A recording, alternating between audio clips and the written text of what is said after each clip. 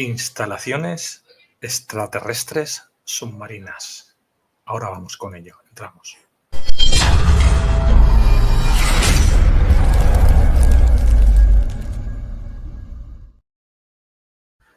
¿Qué tal, familia? Muy buenas tardes, soy Luis, están en la caja de Pandora. Hoy es día 8 de septiembre de 2025, las 6:03, y volvemos esta semana, este lunes, con los nuevos directos que tenemos programados, y este primero que nos toca es este que acabo de anunciar y que os va a sorprender. Instalaciones extraterrestres submarinas, con el doctor Ángel Luis Fernández, que ahora nos pondremos con él. Recordad, tenéis en la descripción del vídeo, aquí en pantalla, los datos de contacto del doctor Ángel y todas las formas que tenéis a través nuestro también de poder contactar con él para cuando hacemos una vez al mes esos seminarios. Como si queréis verlos en diferido, podéis siempre contactar con nosotros y os damos los enlaces para que podáis entrar. Dicho esto, nos vamos con el doctor. ¿Qué tal, doctor Ángel? Hola, Luis, un abrazote fuerte. ¿Qué tal estás? Muy bien, muy bien. Y otra vez con la nueva temporada. Ya saliendo del verano, ¿no? Sí, bueno, aquí hace calor todavía, pero bien. Sí, qué bien. Sí, aún es veranito. Aún todavía queda un mes largo. Bueno, nada, pues fenomenal. Dentro de un mes voy a estar por ahí cerca, que estoy invitado a la Feria Internacional del Libro de Frankfurt, en Alemania. No. Y voy a presentar la colección de Tara y tendremos un stand allí. Muy bien. Así que a ver si nos vemos a la ida o a la vuelta, de alguna manera. Perfecto, pues aquí estaremos esperándote. ¿Cómo te ha ido todas las conferencias que se han ido dando esta semana? Pues ha sido extraordinario, Luis. Ha sido extraordinario. Esta ha sido una conferencia extraña donde no ha habido errores. Ha funcionado todo con una exactitud prusiana, ¿no? Muy satisfechos de todo, los ponentes, de la asistencia y de haber puesto la primera piedra para lo que va a ser el Centro de Luz de México, que estará allí en La Rumorosa, en Tecate, ¿no? O sea que muy satisfecho a todos los niveles. ¿Y las temáticas les ha gustado a la gente? ¿Las ponencias, las conferencias? Encantados de la vida, o sea, encantados.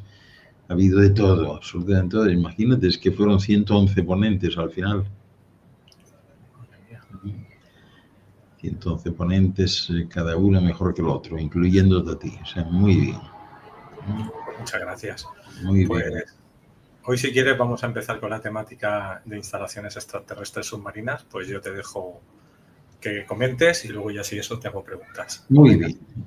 Bueno, pues fenomenal. Ya hemos hecho otro, tú y yo, de este tema, así que este es como la segunda parte, número 2, ¿no?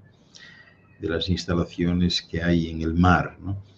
Y claro, cuando uno habla de estas cuestiones, siempre te preguntas, o la primera pregunta, ¿por qué en el mar? O sea, ¿por qué no se instalan en tierra?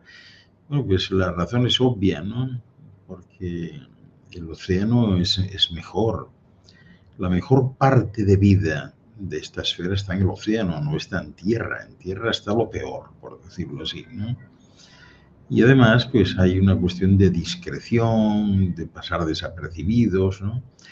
O sea que esa parte de discreción y de sigilo es muy importante, porque el fondo marino pues es uno de los lugares menos accesibles y menos vigilados del planeta. Para una civilización que quiere observar sin ser detectada, pues este es el escondite perfecto, ¿no?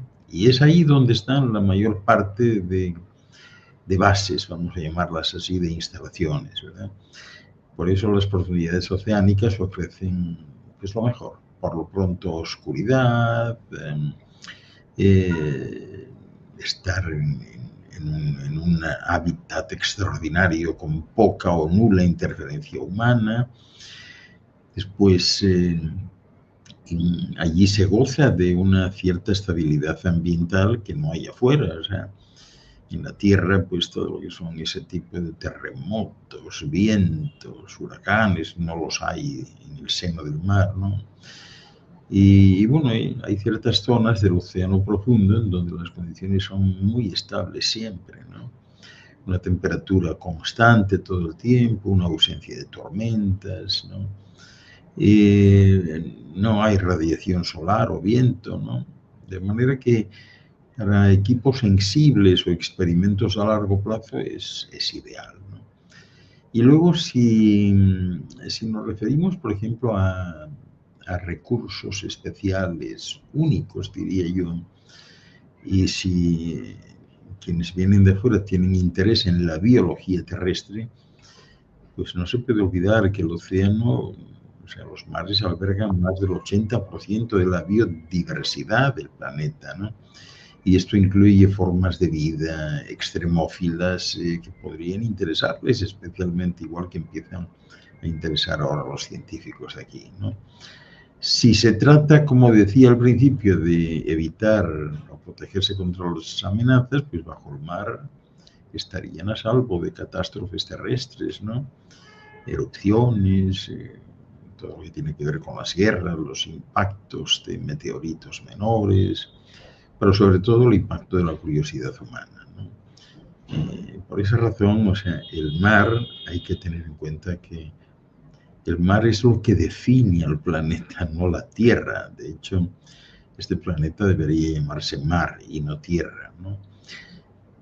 Si alguien especula con el hecho de que por qué pudieran preferir la Tierra o el aire o el espacio, no sé, pues estar afuera pues significaría tener acceso directo a la civilización humana, ¿no? De manera que si ese fuese el objetivo, pues qué sé yo, o sea, la cultura que hay en tierra, la tecnología, el comportamiento, pues no se daría bajo el mar, lógicamente, ¿no? O sea, sería más lógico establecerse o en tierra o en órbita o en zonas remotas de un desierto o incluso pues hasta escondidos en las nubes, ¿no? Como si fuese una estación voladora, ¿no? Pero además, si se trata de observación, ¿no? Que no es tanto desde la superficie o el aire, pues se pueden observar mucho más ciudades, redes de transporte, etcétera, ¿no? Y lógicamente el océano limita el campo visual y la interacción, ¿no? Pero no es eso realmente lo que están haciendo aquí ni lo que hace Avstar aquí, ¿no? La tecnología no siempre es compatible con el agua, ¿no? Y aunque siempre se asume aquí que una civilización interplanetaria pues dominaría lógicamente cualquier entorno, al final pues no se sabe bien, el ser humano de la superficie no sabe bien si su tecnología o su biología está adaptada al agua salada, ¿no? O a la presión o a la corrosión, ¿no? Y bueno, pues a lo mejor prefieren entornos de otro tipo, más secos o incluso vacíos.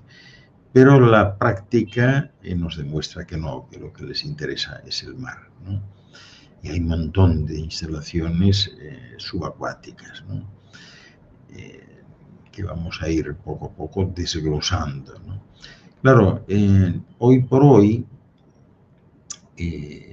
ha habido muchas personas que han observado pues montones de objetos sumergiéndose en lagos u océanos, ¿no? Ahí está todavía reciente los incidentes de la base naval de Coronado en Estados Unidos o en el río Uruguay, ¿no? Y también hay testimonios militares que han saltado a los medios de comunicación, como los del programa AATIP, que mencionan los TPs submarinos, ¿no? Los Transmitting Travel Platforms, como dicen en Estados Unidos, y que han llevado a teorías como la de instalaciones de origen extraterrestre que están bajo el mar, especialmente en zonas como el Triángulo de las Bermudas o las profundidades del Pacífico, ¿no? Triángulo de las Bermudas que en realidad está circunscrito básicamente al ámbito de Puerto Rico, ¿no? Pero sí, yo creo que todo el mundo puede entender que estas civilizaciones elijan el océano para instalarse discretamente, independientemente de todo, porque desde allí pueden tener acceso a todo. Es decir, si vienen con ánimo de estudio, ¿no? Ese es el mejor lugar, sin duda, ¿no? Así que bueno, podemos empezar pues valorando un poco esta situación, ¿no? Aquí la más comentada dentro de la esfera es el famoso Triángulo de las Bermudas, que está situado teóricamente entre Miami, Estados Unidos, San Juan, Puerto Rico y las Islas Bermudas.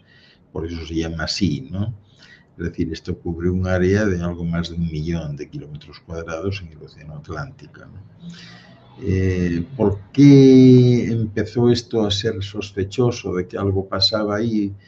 Bueno, pues ya sabéis, ha habido desapariciones inexplicables de barcos y de aviones desde hace muchos siglos, instrumentos que fallan también, todos los que han estado cerca o los que han sobrevivido, ¿verdad?, a esta aventura, pues habla de que los instrumentos fallan sin explicación alguna, es decir, las brújulas se vuelven locas, las transmisiones de radio se cortan de momento, ¿no? Y luego también se habla de avistamientos de luces extrañas que salen y entran del agua todo el tiempo. En Puerto Rico esto es normal, ¿no?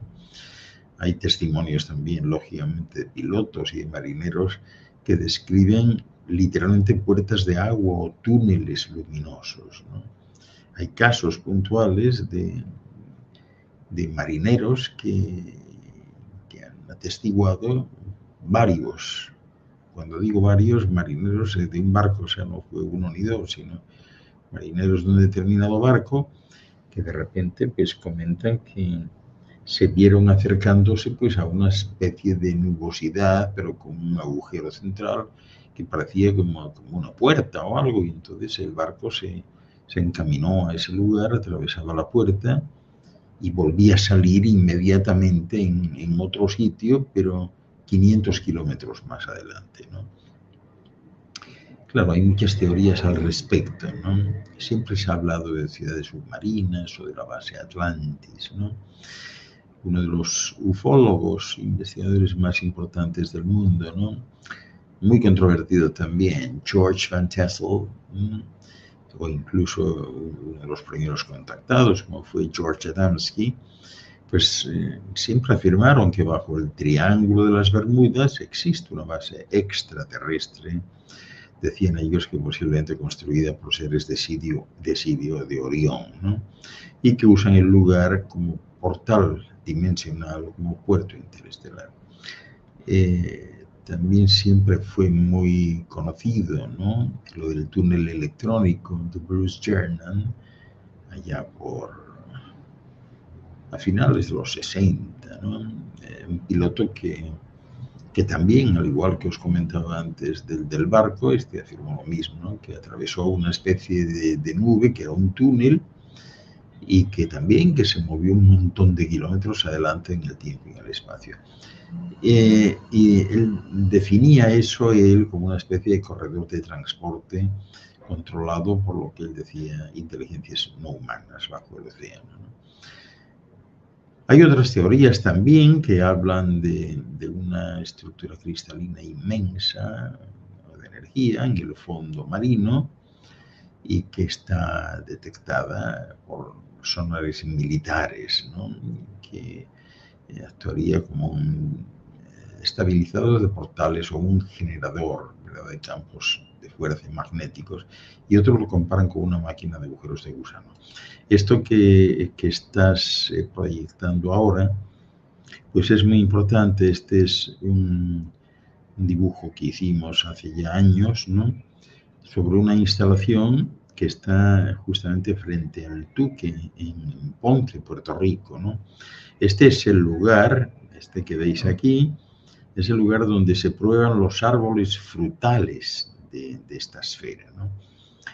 Habitualmente todos los vegetales de la esfera fueron traídos de lejos, o sea, de un lugar que es conocido fuera de aquí como Cygnus, ¿no? Entonces Puerto Rico es muy importante para esto, porque en Puerto Rico existe el yunque, que es un spot, un área protegida por el gobierno de los Estados Unidos. Esto está en tierra. El bosque húmedo del yunque es donde se prueban todos los vegetales. Ese bosque está cubierto también con una especie de domo y es curioso verlo desde cualquier parte de la isla. Es una montaña y allí siempre existe la misma temperatura, siempre está cubierto de nubes, lo cual es extraño en Puerto Rico, donde el cielo está habitualmente azul todo el tiempo, pero uno miras hacia el yunque y ves que aquello está siempre cubierto y cuando se visita el yunque, pues uno se da cuenta que la temperatura es estable. Pero sí llama la atención del yunque el hecho de que todas las plantas que uno conoce de otras partes del mundo en el yunque son gigantes, ¿no? Como hace 70 millones de años aquí, ¿no? Es un bosque frondoso, rico en todo, a todos los niveles, ¿no? Y ahí está DETS, que es una instalación extraterrestre, como diríais aquí, subterránea, es decir, está pues cerca de 3 kilómetros de profundidad, o sea, no es intraterrena, sino subterránea.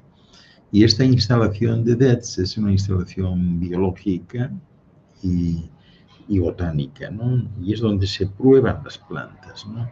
Si funcionan bien ahí, pasan a ser implantadas en el bosque húmedo del yunque y después distribuidas por toda la esfera. Bueno, pues en esta otra instalación que está en el mar, está submarina, muy cerca de la costa, muy cerca, aquí es donde se prueban los árboles frutales, ¿no?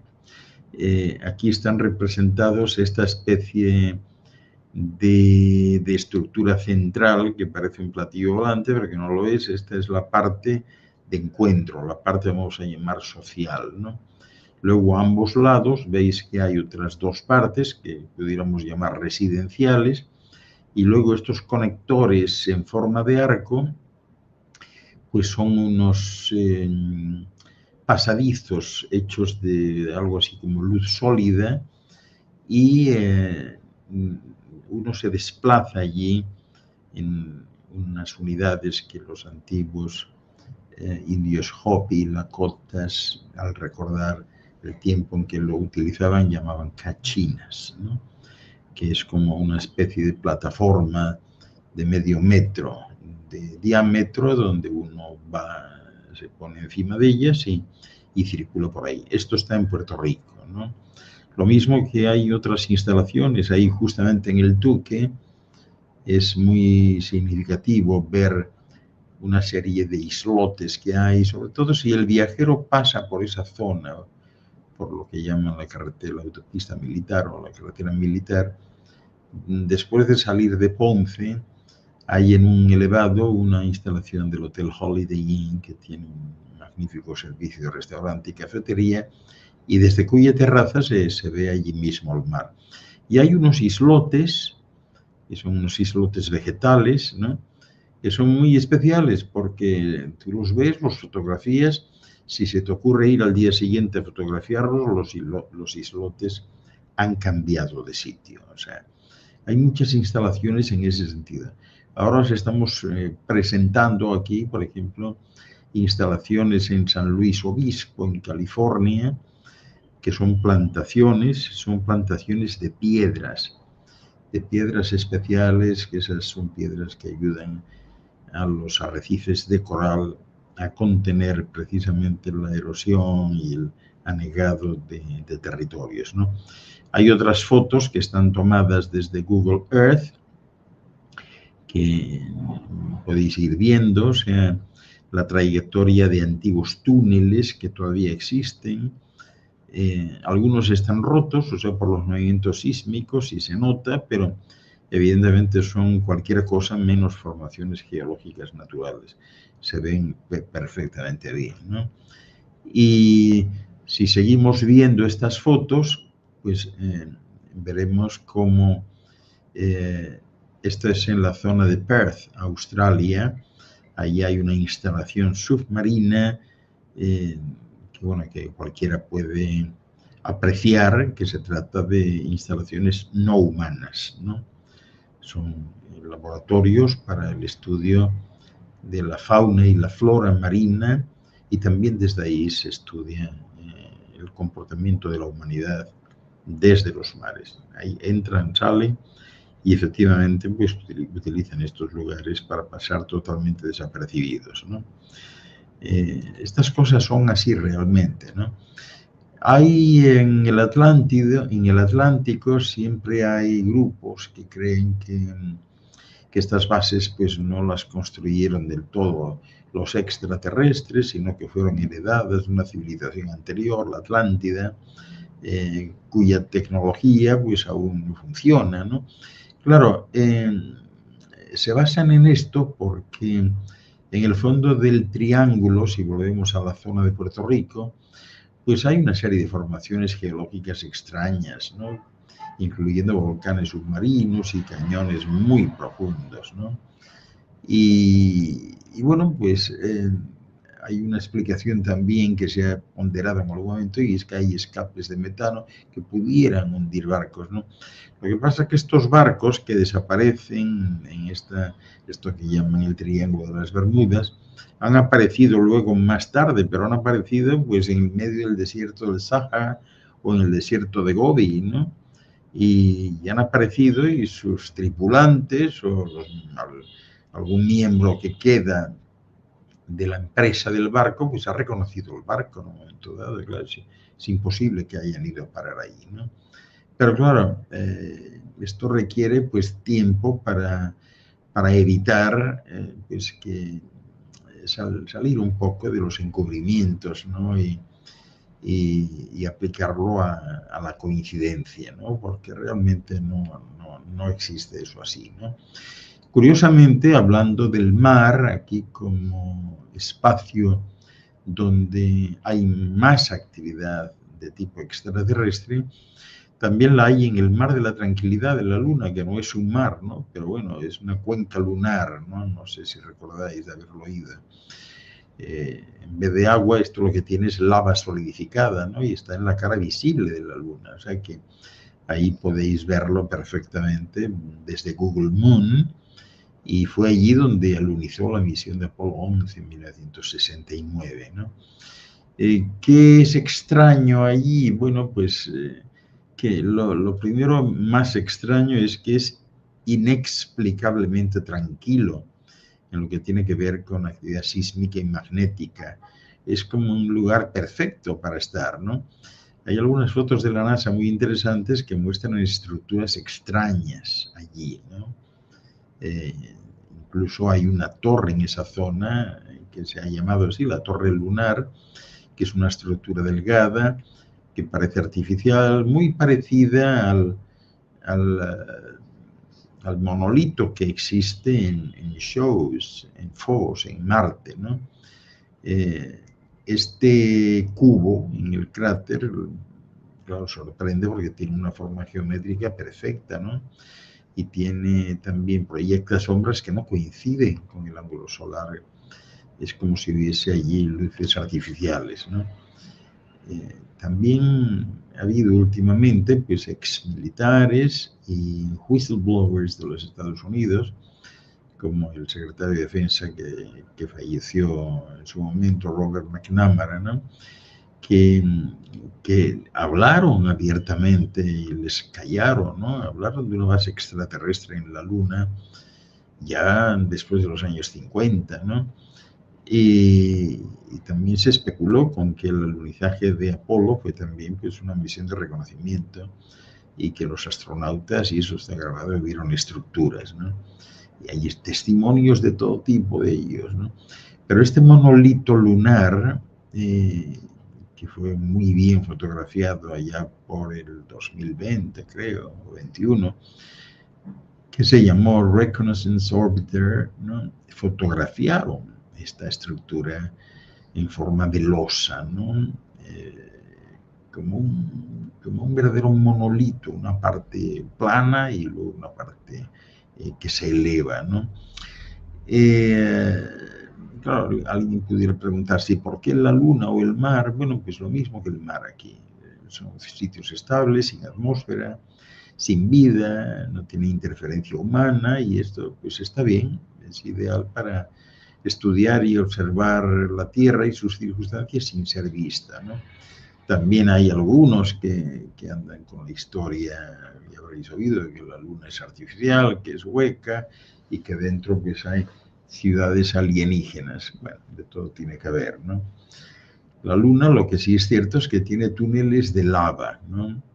Que se llaman en inglés, yo no sé en español como skylights, que bueno, que son los lugares donde teóricamente pudieran estar albergándose bases humanas o no humanas, ¿no? Y si a esto le unimos que la NASA ha encontrado depósitos de hielo en los cráteres polares, pues estamos hablando de que hay agua suficiente allí para mantener cualquier base, ¿no? Hay una conexión entre los mares y la Luna. Siempre se sostuvo que sí, que están conectados pues por una especie de lo que aquí llaman portal interdimensional, ¿no? O si queréis, un túnel de gusano submarino espacial, ¿no? De esa manera, pues las estructuras o naves entran por el triángulo, viajan por ese túnel de energía y salen por el otro lado en la Luna o al revés. Y eso explicaría por qué tantos objetos se desvanecen en el triángulo, ¿no? Y no se hunden, sino que son teletransportados, ¿no? En su momento, bueno, se documentó esto bien, ¿no? Y se trata de expedientes que poco a poco van siendo soltados, ¿no? Luego están las grabaciones de los astronautas, pero todo esto también ha tenido que ver con lo que sucede en el mar, ¿no? Y hay algunos que han hablado hasta de arquitectura de la luz, por lo que llegaron a ver, ¿no? Porque muchas veces la ciencia oficial no sabe cómo explicar todo esto que está sucediendo, que es antiguo, ¿no? Hace pocos años, un usuario de Reddit encontró lo que le pareció a él, que era como una instalación, una ciudad submarina muy cerca de Bahamas, ¿no? Y eso fue usando Google Earth, que es lo que cualquiera de vosotros puede utilizar, yo también lo he utilizado, y de hecho esas fotos que hemos estado publicando son de Google Earth. Y ofrecen eso y no hay otra explicación realmente, ¿no? También hace un par de años o así, en Japón, se encontraron estructuras geométricas muy parecidas a Yonaguni, ¿no? Que no tienen una explicación definitiva, ¿no? Y si consideramos el epicentro de todo esto en Puerto Rico, hay que recordar que en Puerto Rico está sobre la fosa más profunda del Atlántico, ¿no? Conocida como la fosa de Puerto Rico, que baja en vertical hasta 8.500 metros más o menos, ¿no? O sea, ideal para ocultarse, ¿no? Esta zona es de alta actividad sísmica y magnética, ¿no? Con lo cual, pues es un camuflaje natural impresionante, ¿no? Y cerca de la base naval de Roosevelt Roads, allí, que aparentemente está abandonada, pues hay y ha habido siempre investigadores independientes que afirmaron que bajo Puerto Rico hay una base intraterrestre o portal dimensional que ellos vinculan a los atlantes. En una de esas fotos que hemos proyectado está la isla de Puerto Rico y se ve que en el sur de la isla pues hay unas formaciones geológicas que de ninguna manera son consideradas o pueden considerarse como naturales. La isla, la anterior, la foto anterior, la primera, esa de ahí. Esa de ahí se ve aquí en la parte del sur, se ve más hacia el mar, pues esta línea, ¿no? Esa hendidura que hay, que evidentemente no es natural, ¿no? No es natural. Y que curiosamente los seres que tienen las instalaciones ahí no quieren compartir lo que sucede, porque cuando hay un grupo de interesados en mirar eso en profundidad, tienen un sistema de invisibilidad y deja de ser visible. Pero si entráis, de vez en cuando veréis la parte sur de Puerto Rico, que hay todo un trazado urbanístico ahí. Luego también os hemos presentado antes, en otra de las fotos, los sembradíos en el mar frente a San Luis Obispo, en California, ¿no? Son, como os decía, son yacimientos de piedras, plantaciones de piedras, pero también hay granjas marinas de algas y de moluscos y arrecifes artificiales que sirven para restaurar ecosistemas, y esto está todo allí. Si lo veis en Google Earth, hacéis un paneo frente a las costas de San Luis Obispo, cualquiera puede verlo, ¿no? Y puede hacerlo, ya veréis cómo se ven perfectamente estos yacimientos que hay, ¿no?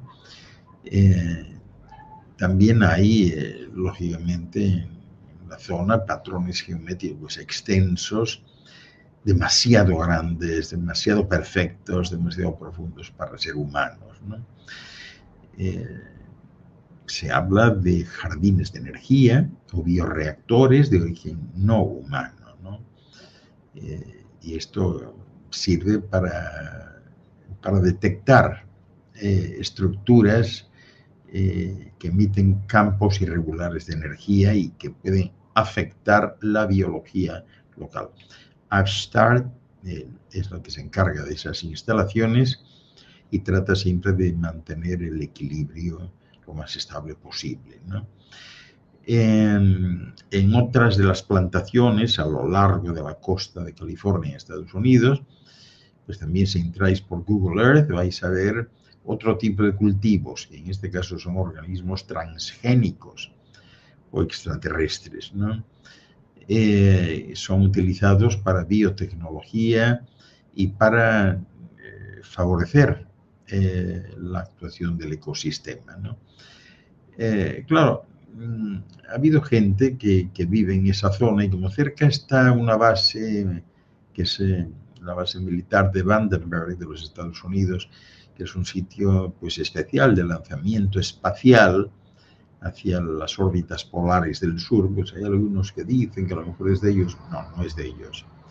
Son realmente instalaciones de fuera de aquí, no humanas, ¿no? Porque hay algunos que sostienen, bueno, qué coincidencia que estos sembrados estén frente a un portal espacial, bueno, circunstancias, pero no tiene nada que ver, no tiene nada que ver. Y luego hay muchas, como esta de Perth, que os comentaba antes, que pusimos una foto, hay muchas que son con domos conectados, ¿no? Y esto es muy habitual, o sea, las instalaciones submarinas generales no son rectangulares, son circulares casi siempre, excepto los sembradíos, o sea, lo demás es casi siempre circular, ¿no? Y siempre ha habido rumores de contactos submarinos de la Marina australiana con objetos no identificados, ¿no? Porque siempre Australia ha sido considerada como un hotspot, ¿no?, de ovnis, ¿no? Y de hecho hay un recuerdo del año, creo que del año en que murió mi madre, ¿no?, del 93 o por ahí, de un piloto de Tiger Airlines que vio una nave salir del mar enorme cerca de Perth, ¿no?, de esas instalaciones submarinas que ahora están identificadas gracias a Google Earth, ¿no? Y hay montones de pescadores que han reportado domos luminosos que suben y que se sumergen, ¿no? Y evidentemente pues son bases, ¿no? También recuerdo que algunos de los contactados, como el famoso suizo Billy Meyer, que decían que había bases extraterrestres en el Pacífico Sur, especialmente mencionaba él cerca de Australia y Nueva Zelanda, y que él vinculaba a la antigua Lemuria, ¿no? En cualquier caso, lo que sí os puedo decir es que Australia ha invertido miles de millones en defensa submarina, ¿no? No se sabe bien por qué, si es que intentan proteger algo o qué pasa, ¿no? Pero esta es la situación. Y esto implica, pues una civilización o varias que tienen por lo pronto un gran dominio del camuflaje energético dimensional, ¿no?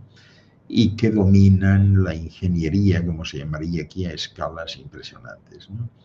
Naturalmente también conocerían en profundidad pues todo lo que es la geología y la oceanografía terrestre, ¿no? ¿Quién sabe?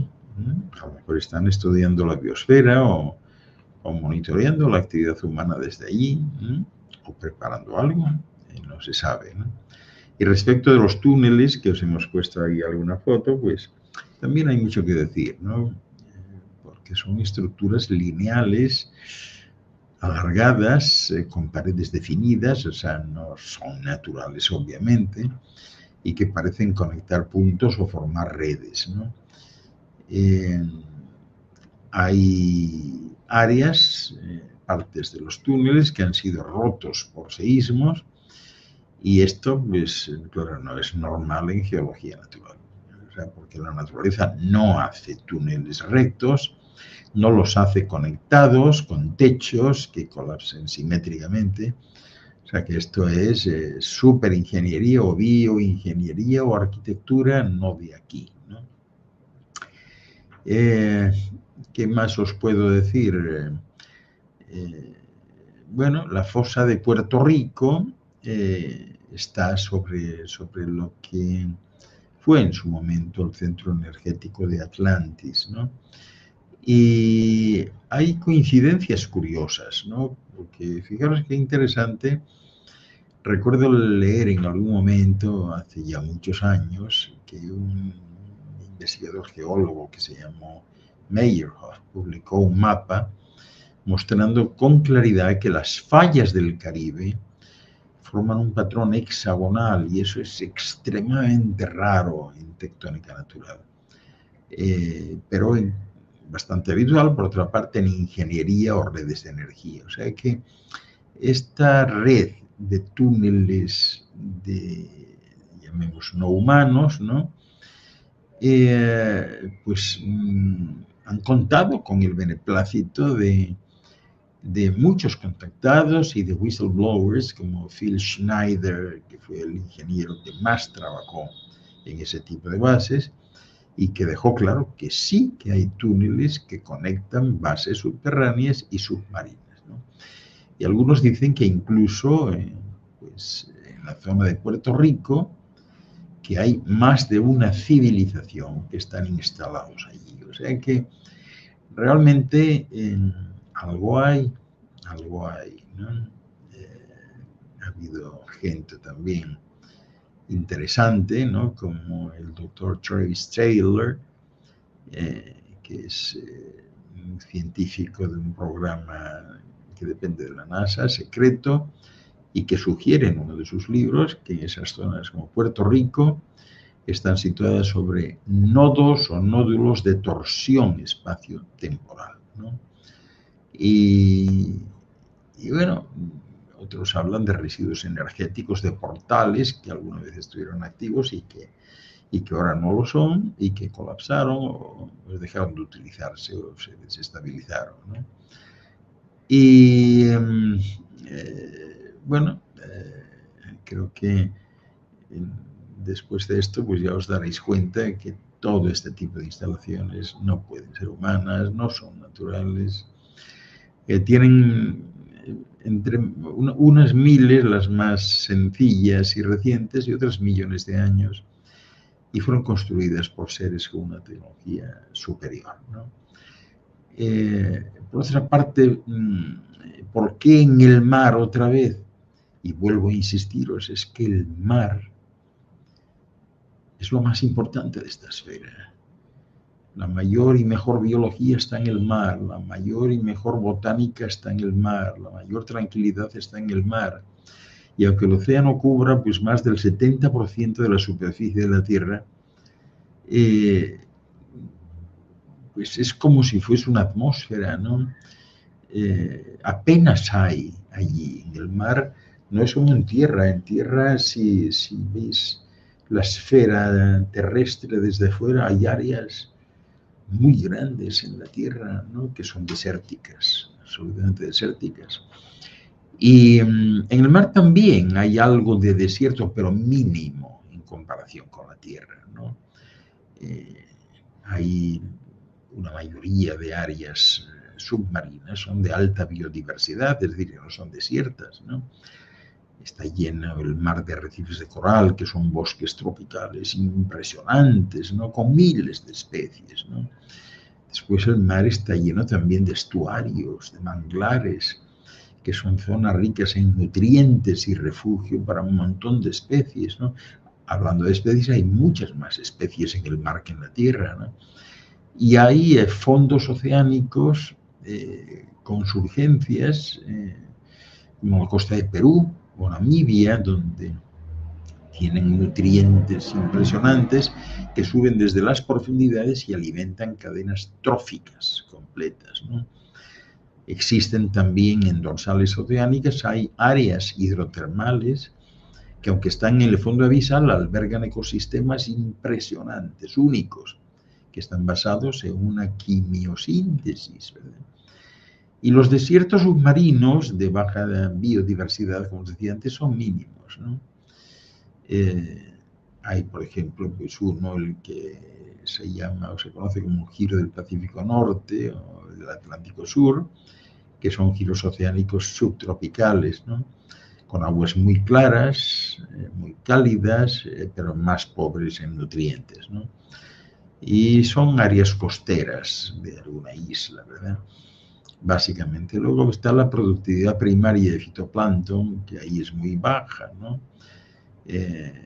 Por eso se les conoce, algunos les llaman incluso desiertos azules, pero esto es mínimo, ¿no? En el giro del Pacífico Sur, que es el que está cerca de la isla de Pascua, se considera la zona oceánica pues con menor productividad. O sea, nadie la usa, pero insisto, o sea, todo está rico de todo, ¿no? Hay vida de todo tipo, ¿no? Por todos lados, gusanos, crustáceos, bacterias, peces adaptados, en fin, hay de todo, ¿no? Y hay áreas tan profusamente vitales, ¿no? Que pueden tener un organismo por metro cuadrado o menos, ¿no? Después otras zonas son de oxígeno mínimo. Cuando tienen, digamos, menos flora, no es por falta de nutrientes, sino por condiciones extremas, es decir, por una especie de hipoxia, ¿no? De falta de oxígeno. De manera que ahí solo sobreviven organismos especializados, ¿no? Hay vida en todas partes. En el mar hay vida en todas partes. Y la vida microbiana en todos lados, ¿no? Hay bacterias, virus, arqueas. La vida microbiana es omnipresente en los océanos. Pero en términos de macrofauna y flora visible, hay áreas donde no se ve mucho, ¿no? Pero hay también, ¿no? Fijaros, en ese giro del Pacífico Sur, tiene una productividad primaria tan baja que es la única, diría yo, que pudiera considerarse como una especie de desierto, ¿no? Pero vamos, en general, quedaros con esa idea, todo lo mejor de este planeta está en el mar. Y tiene la mejor atmósfera, que es el agua, ¿no? Y que no hay áreas submarinas completamente desiertas, ¿no? Es decir, sin ninguna forma de vida. Las hay, con poca biodiversidad y biomasa, que tal vez alguien pudiera considerar funcionalmente como desiertos submarinos, pero la vida marina está distribuida por todos lados, por todos lados. Y luego, bueno, pues se habla también, Luis, yo me estoy aquí enrollando, no sé si tenemos preguntas o sigo yo a mi aire o qué hacemos. Pues tenemos preguntas. Vamos a pasar primero con la de Javier Pérez. Dice, buenas tardes, doctor. En la actualidad, ¿alguna de estas civilizaciones que tienen sus bases en fondos de los océanos han interactuado con algún país? De ser así, ¿se haría público alguna vez? No interactúan con los países. Sí que han intentado interactuar con ciertos líderes, ¿no? Pero con países no. Porque uno de los problemas que hay aquí más importantes y en los que casi nadie piensa es es el siguiente, ¿no? Tú imagínate que por un momento dado se realizase en Sedna, que es la capital del sistema estelar, es uno de los planetas del sistema. Imagínate que se hiciese allí un congreso cósmico, ¿no? de mundos habitados. Entonces la cuestión sería la siguiente. ¿Quién iría representando a la Tierra, Luis? Yo creo que el gobierno de las ballenas, que son las más listas y las que más mandan la señal más fuera. Pero tú te imaginas el conflicto diplomático que seguramente terminaría en un conflicto bélico, de intentar ponerse de acuerdo de ver quién va representando a la Tierra. Y eso sin saber los submundos o partes intraterrenas o Sí, bueno, subterráneas. sí, dejando a un lado eso, sí, estamos hablando de lo que se conoce en la superficie. ¿Quién iría, no? Lo mismo sucedería, o sea, si hay un contacto en un sitio y no en otro, sería seguramente motivo de guerra, ¿no? ¿Por qué te eligieron a ti y a mí no? ¿No? O sea que no, esto se hace con total discreción y no se ha interactuado realmente. La respuesta es que no. O sea, no. Luego hay otra pregunta que se sale del tema de hoy de Jackie. ¿Qué tal si es verdad este eclipse lunar y luna roja traerá cambios de la idiosincrasia geopolítica de la Tierra? Bueno, no tiene por qué traer cambio de ningún tipo. Ahora sí puede traer cambio en las mentes de ciertas personas que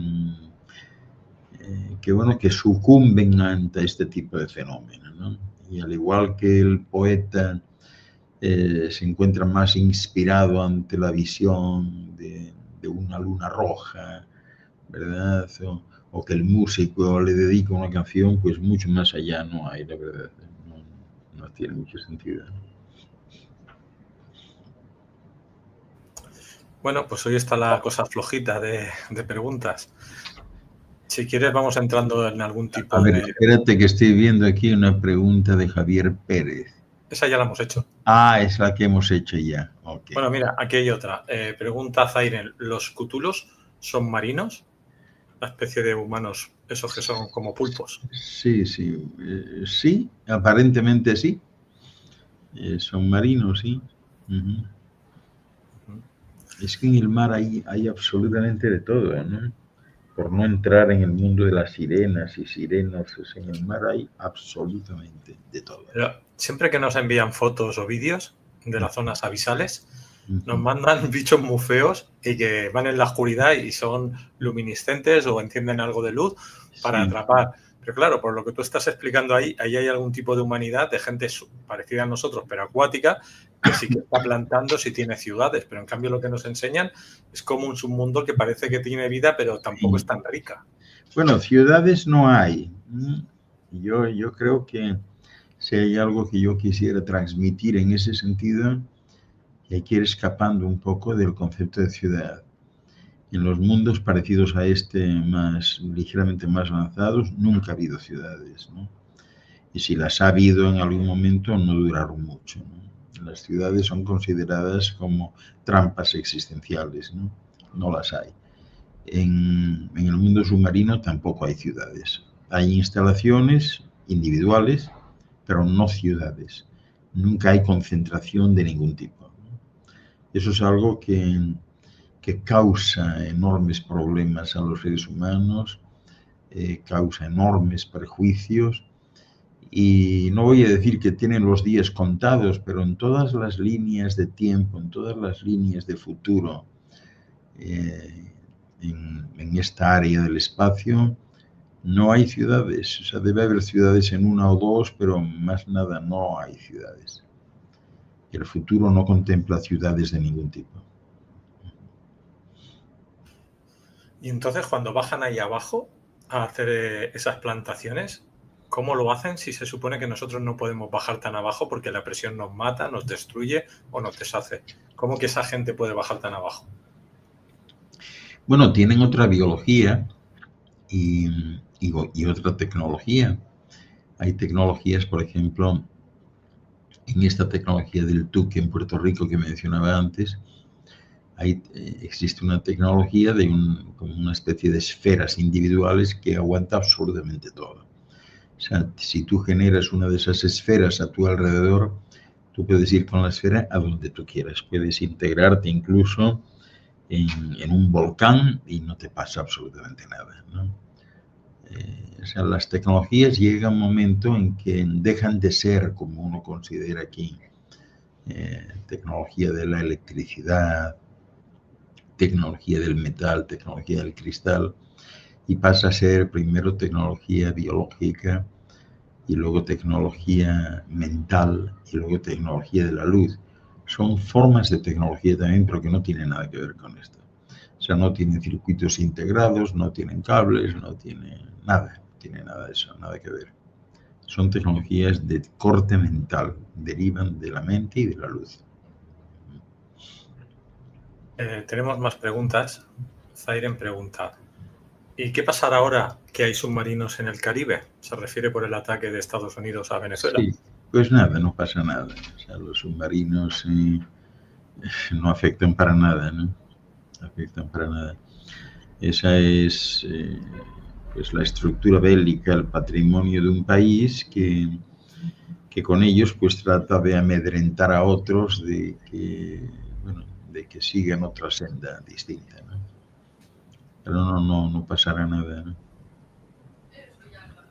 Fíjate tú, me estoy recordando yo de los 90 y tantos submarinos que tenía Adolfo Hitler y que los mandó a Antártida porque cuando se dio cuenta de que podía tener aquello, conquistar Antártida sin guerra y sin nada, porque en aquel momento era una especie de fideicomiso rotatorio que estaba regulado por Dinamarca, creo recordar, y cuando les mandó allí,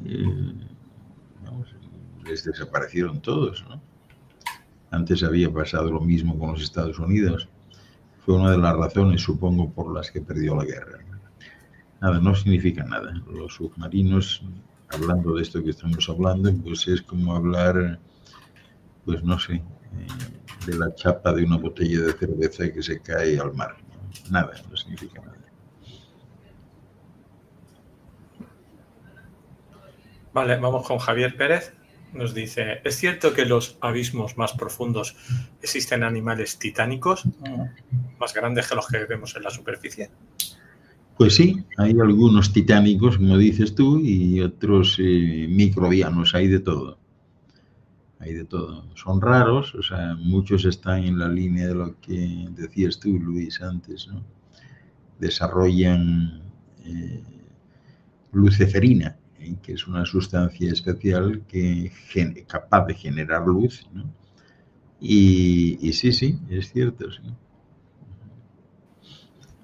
Vale, Zairen dice, submarinos dicen nucleares y el petróleo está en el mar. ¿Qué pasa con la explotación de ese recurso? ¿Les afecta a...? No, hombre, siempre afecta si están cerca. Lo que pasa es que hasta donde yo sé no hay una sola instalación submarina que esté cerca de pozos petrolíferos o de instalaciones industriales en ese sentido, ¿no? Nunca están cerca. Por aquí nos dice Juan Alberto, dice, doctor, ¿qué ha sido de lo que has conocido que te haya llamado más la atención? Juan Alberto, perfílame un poco mejor la pregunta. Me ha llamado la atención en el mar, en tierra, es general lo que me preguntas.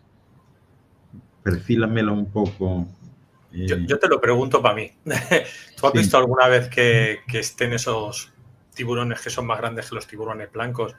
Que ahora no me acuerdo el nombre que les ponen, pero que dicen que son 6 veces o 10 veces más grande un tiburón blanco. O cocodrilos de esos súper grandes como los que pueden haber en Australia de 14 metros. ¿Es eso o solamente son pulpos, tipo como los...? Es que hay de todo, absolutamente de todo. O sea, yo he visto en el mar pulpos mayores que una casa, ¿no? O sea, hay pulpos impresionantes, ¿no? Y consideramos a la ballena como un animal inmenso. Hay animales en el mar, marinos mayores que las ballenas, que llaman mucho la atención, pero que son totalmente inocuos, o sea, no hacen nada, son bonachones, es como si el volumen tuviese relación con la bondad, ¿no? Son animales bondadosos en general. Nosotros los consideramos como guardianes de los mares, ¿no? Son bondadosos. Yo he visto en vídeos de estos que ponen en TikTok, que ya sabes que muchas veces son más falsos que Sí. una moneda de plástico, pero bueno, hablan del Leviatán, que es una especie de monstruo que puede tener el tamaño de un continente, que se va moviendo y que en cualquier momento puede despertar y hacer de la suya. Sí, o sea, se refieren a animales antiguos de la era secundaria, del Pleistoceno, ¿no? Que existieron. Por eso llama la atención, por cierto, lo del bosque húmedo del Yunque, ¿no? Porque toda la vegetación allí en general, pues es la del Pleistoceno, o sea, ahí todo es grande, ¿no?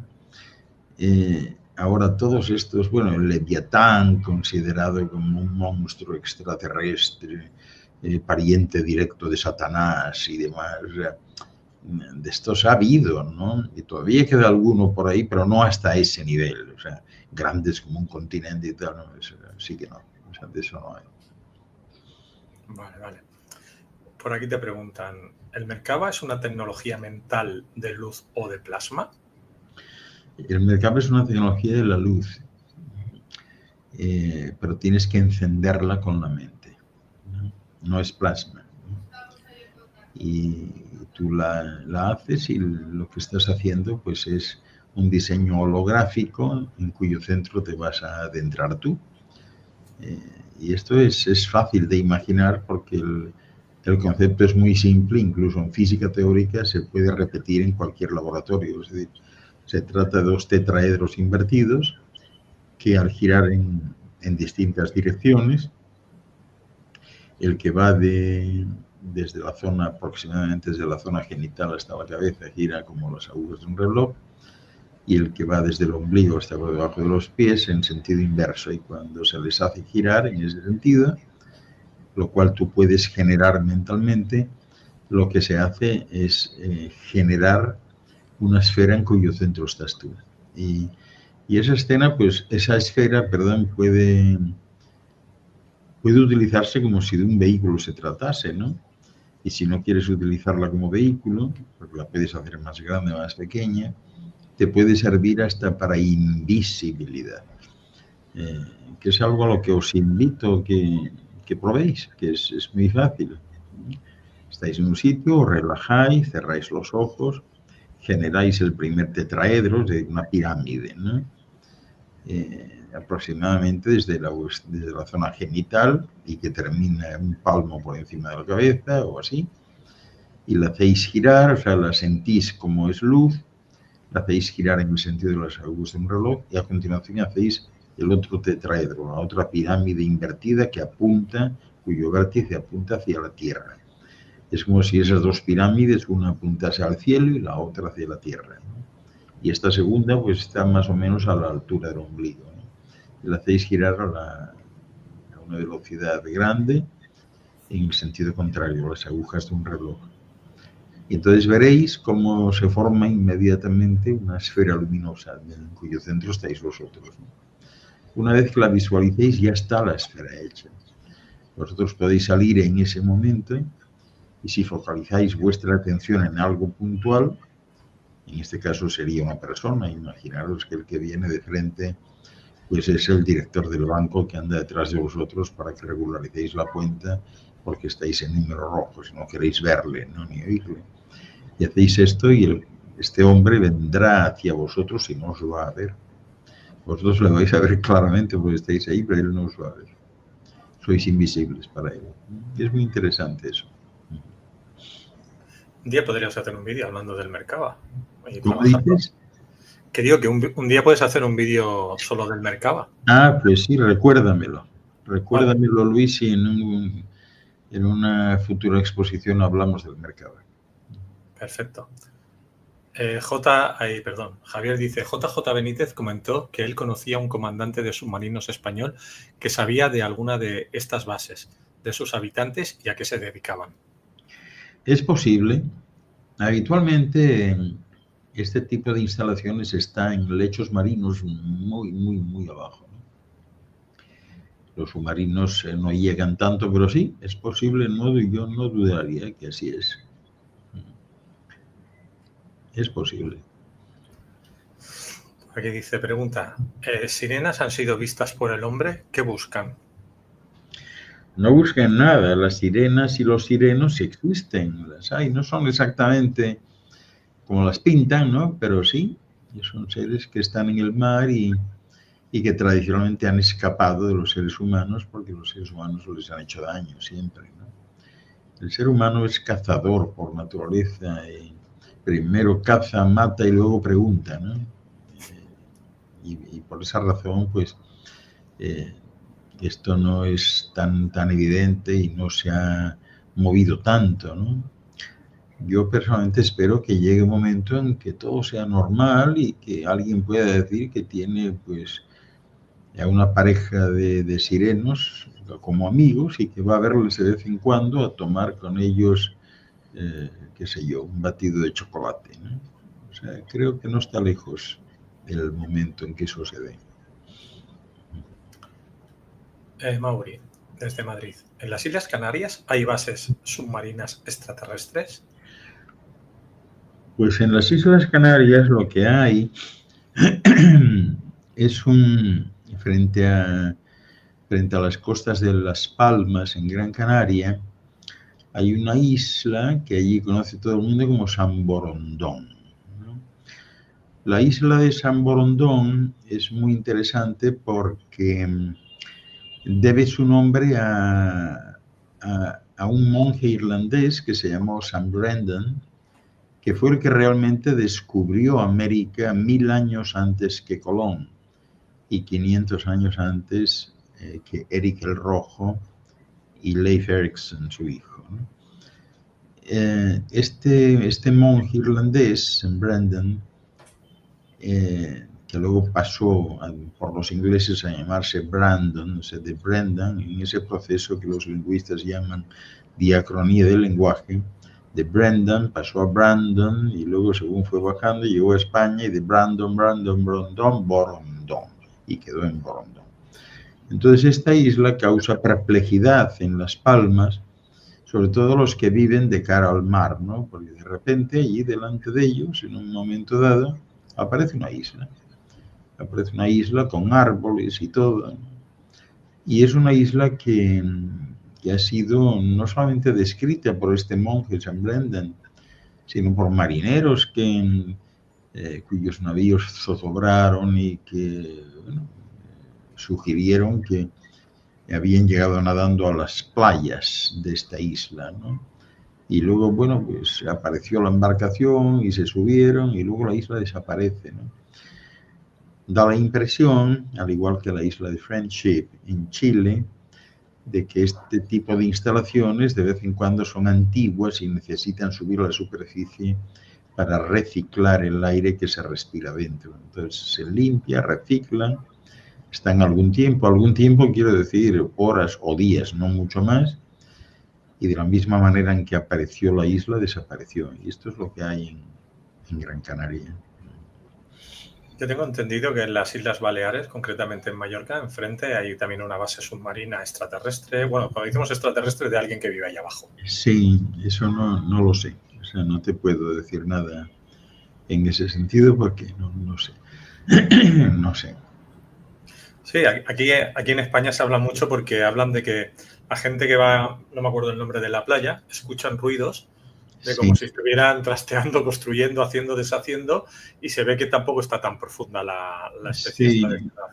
Bueno, quién sabe, a lo mejor son los del ayuntamiento que están haciendo algo.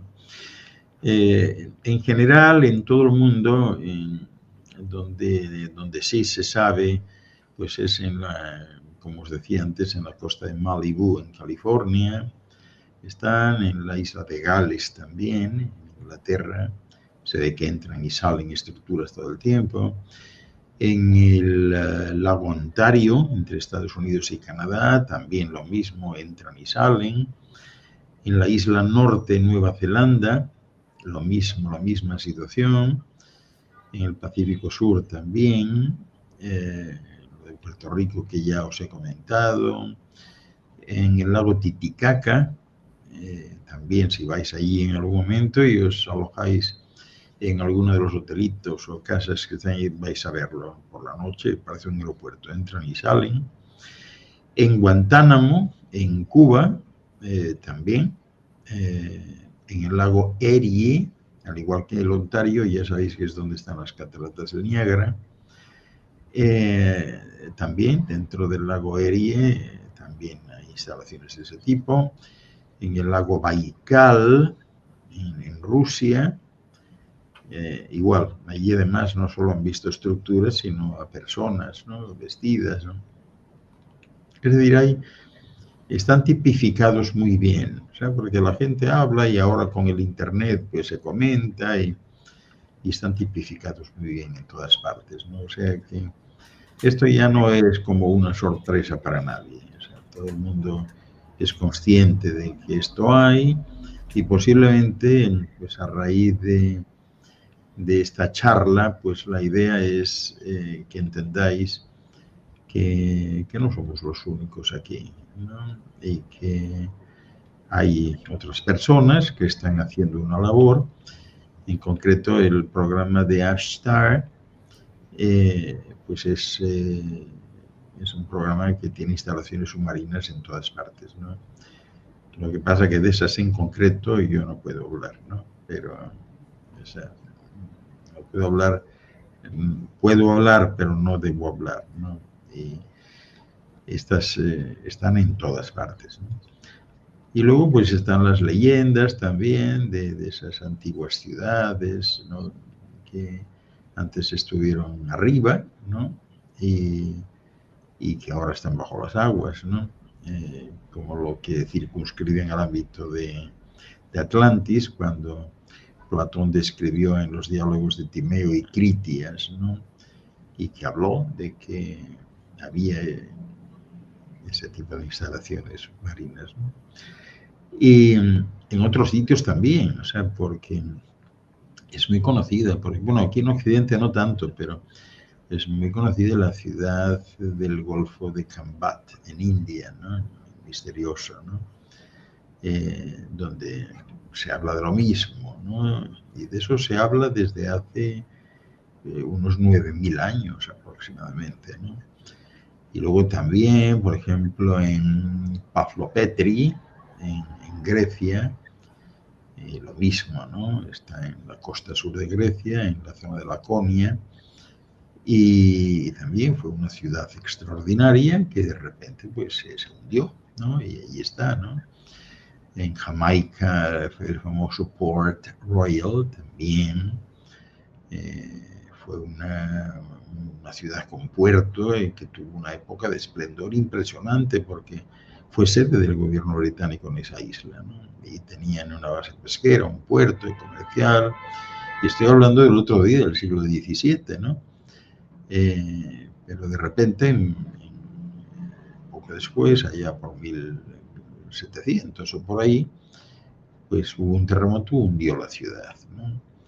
Y es una ciudad impresionante donde se puede bucear e ir, ¿no? Y luego pues el templo sagrado que está dentro del Titicaca, en los que vayáis por allí tenéis que preguntar por él, el Dwarka en la India, ¿no?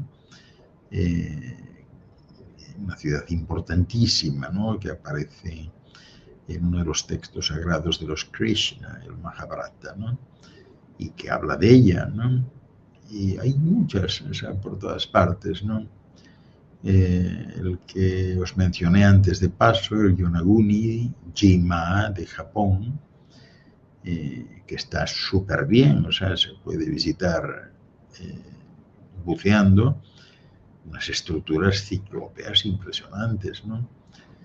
¿Y qué más? O sea, bueno, hay por todas partes, o sea, podríamos estar hablando aquí, en fin, la ciudad de León en China, que se llamó Xichen, que está en el fondo del lago Qingdao, en la provincia de Shenhan, y esta era considerada la perla de la dinastía de los Han, ¿no?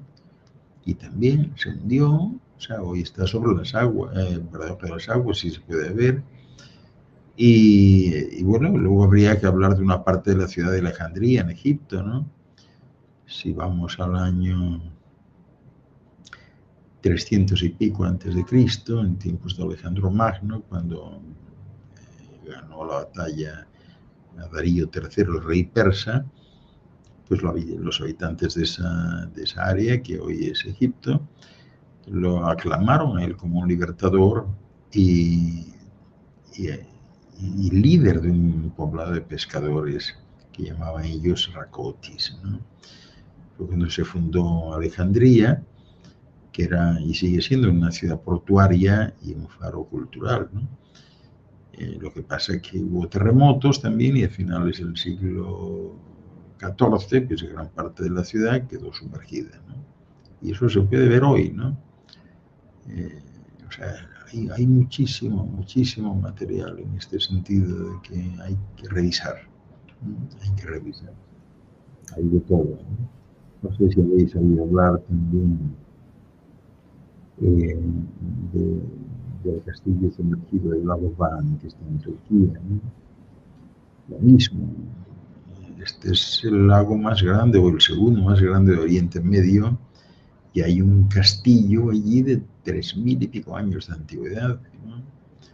Que ellos dicen que son los restos de una antigua civilización muy desarrollada que se llamó Urartu, ¿no?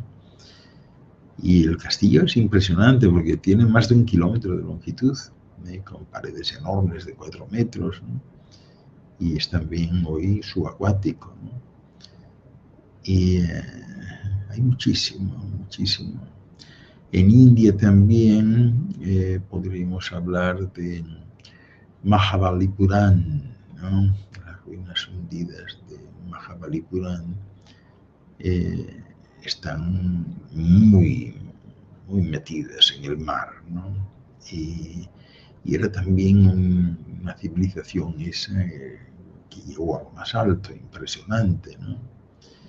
Y bueno, ya que hablaba de Egipto antes, pues lo mismo que Alejandría, está Heracleión, que era la ciudad perdida de Cleopatra, ¿no? Vamos, hoy por hoy está frente a Alejandría, que fue encontrada, pero estamos hablando de que debe estar sumergida desde hace casi 2000 años o por ahí, ¿no? O sea, una cosa impresionante.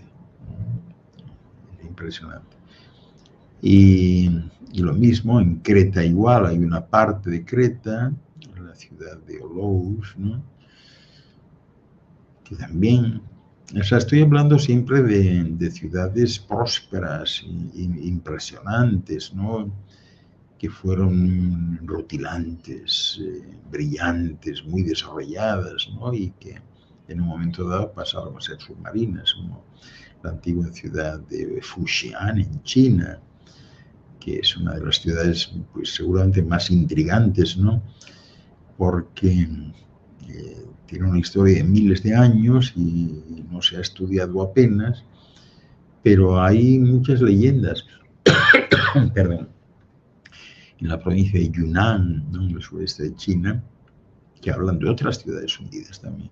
Y son ciudades, perdón, de gran esplendor, o sea, no de cualquier manera, ¿no? O sea, de gran esplendor, ¿no? O sea que hay de todo, Luis, de todo, pero evidentemente hay que mirar hacia el mar de vez en cuando. ¿Y en algún momento te dejarán o podrás mostrar fotos o vídeos de Ashtar? No, de Ashtar no podemos en este momento, ¿no? Pero bueno, hay otros, o sea, sí. Voy a ver si me propongo sacar alguna de las fotos que tengo, pero no de Ashtar. Lo de Ashtar no es por nada, sino porque Ashtar es el programa de mantenimiento de la esfera y siempre se trata de mantener este programa pues lo más vigilado posible, ¿no? Para no dar lugar a ningún tipo de lucubraciones al respecto.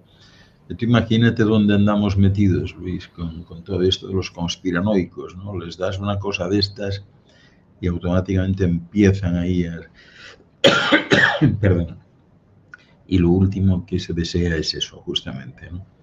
O sea que de Avstar en concreto, ¿no? De Avstar alguna foto de alguna estructura, pero de las instalaciones submarinas no todavía. Perfecto, pues vamos por todo lo que tengas de actividades o cosas que quieras presentar o decir. Sí. Bueno, pues nada, recordaros que mañana martes y el viernes os diré uno de los canales, porque lo hacemos en muchos canales, pero la memoria no capta tanto y estas cosas se disipan. Pero hay uno fácil en YouTube que se llama 1 a 1 Estelar. En ese programa de 1 a 1 Estelar, mañana si os apetece reuniros conmigo, tengo mi programa de 6:30 a 8:30, hora de Nueva York, y es un programa pues variado, ¿no? De 2 horas donde se habla de todo, ¿no? Siempre hay documentales de estreno, hay música y muchos temas de autoayuda, de elevación de la conciencia, de ufología, de todas estas cosas. Y nada, estáis cordialmente invitados siempre, ahí me encontraréis. Y los miércoles hay un buen programa, muy sencillo, pero muy bueno, porque es un programa de preguntas-respuestas, que es una iniciativa de la Fundación 1 a 1 en Argentina, y también está publicado en todas las páginas. En las páginas que veáis que pone 1 a 1, ahí lo vais a encontrar. O en las mías, en mis páginas de Facebook, que son básicamente 2, bueno, son más, pero básicamente 2. Cuando digo son más, no es que quiera yo tener muchas, lo que pasa es que como me han cerrado varias, por hablar de estos temas así de corte trascendente y espiritual, pues he querido tener varias por si acaso. Pero las principales llevan mi nombre, Ángel Luis Fernández, y Ángel Luis Fernández y Fernández, que es el segundo apellido. Y ahí vais a encontrar las convocatorias. Esto que os decía del miércoles, allí todo el mundo es admitido, es un encuentro vía Zoom, se proporciona el enlace si entráis en mis páginas, y allí pues es abierto, se llama el programa Encuentros de la Tercera Fase. Y todo el mundo puede preguntar, y estoy seguro que las preguntas que hacen otros a lo mejor os sirven a vosotros también, pero si no es así, podéis vosotros preguntar perfectamente y todo el mundo es atendido, claro, en la medida en que yo pueda, ¿no? Y sepa. Y básicamente pues esto es un poco lo que hay. Y anunciaros también a todos vosotros amigos queridos de Caja de Pandora que del 13 al 17-18 voy a estar en la Feria Internacional del Libro de Frankfurt, Alemania. Me han invitado a estar allí. Vamos a tener la Fundación 1 a 1 un stand en esa feria, que es la más importante del mundo. Y ahí voy a llevar pues muchos de mis libros y vamos a presentar oficialmente la colección de Tara, que son 10 libros que hablan de este concepto de Tara, la esfera vital y de conciencia de los seres humanos, ¿no? Y bueno, pues estas son así a grandes rasgos las novedades, Luis. ¿Pero allí lo llevas en alemán, en inglés o en español? No, allí va a estar en inglés y español, o sea, alemán no. Una vez me decía uno a mí que solo sabía decir una palabra en alemán, digo, ¿y cuál es? Digo, autobús. Y digo, ¿cómo se dice? ¿Cómo lo dices tú? Dice, suben, empujan, te estrujan, bajan, ¿no? Digo, bueno, imagínate tú, ¿no? Y luego le decían, oye, ¿no sabes algo más? Tú, bueno, sé decir también llover. Digo, no me digas, ¿sabes? ¿Cómo se dice llover? Dice, bueno, llover se dice Gottskind. Eso se dice llover, sí. Y si quieres decir que llueve mucho, muy fácil. Entonces dices, más Gottskind, ¿no? Y nada, encantado. La vida de cada uno se consuela como puede, Luis. Imagínate. Ahí está. Pues muchas gracias, doctor Ángel Luis Fernández. Lo que quieras para despedirte del público. Nada, un abrazote a todos. Os envío pues lo mejor que tengo disponible sin hipotecar, que es paz, luz y salud. Un abrazote a todos y a ti en especial, Luis, por tu amistad y tu consideración y tu afecto siempre. Un abrazote. Muchas gracias, doctor Ángel. Ya anunciaremos más adelante el próximo seminario de Aulas Pandora. Hasta pronto, familia. Nos vemos mañana. Hasta luego.